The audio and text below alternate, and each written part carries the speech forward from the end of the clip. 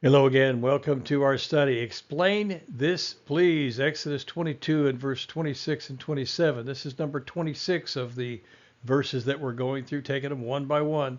It says here, the garment not to be taken in pledge. What does this actually mean?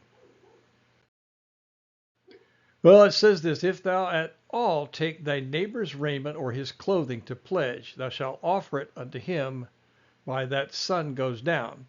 That is his covering only. It is his garment for his skin, wherein shall he sleep. Okay, sounds a little strange.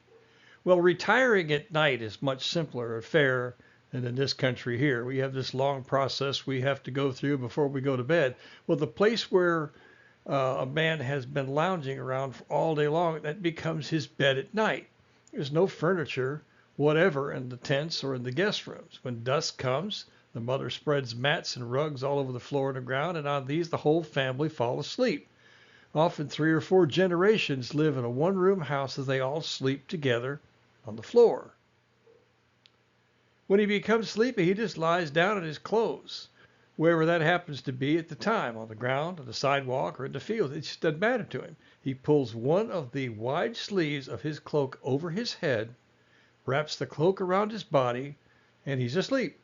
Almost always his legs and feet are bare and exposed to the weather, rain, cold, or even the snow, with no apparent discomfort at all.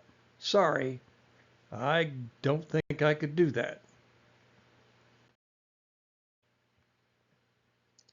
Well, it's a very common sight to see men and boys thus sleeping, often with a stone for a pillow. Yeah, that's another thing I couldn't do. Not under the head, as we have our pillows, but under the neck.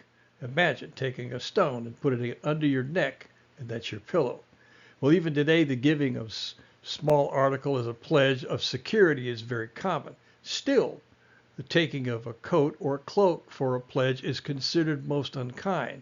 It deprives the owner of his only night's covering. So give it back to him, in other words. Well, this commandment, given so long ago to people like the peasants of today, is still kept. A proof of how very little the customs of the Bible lands have changed throughout the Old Testament days. He says that finally there, if you take thy neighbor's raiment to pledge, deliver it to him before the sun goes down. That's his only means. It would be the same as your bed. I'm going to take your bed on pledge.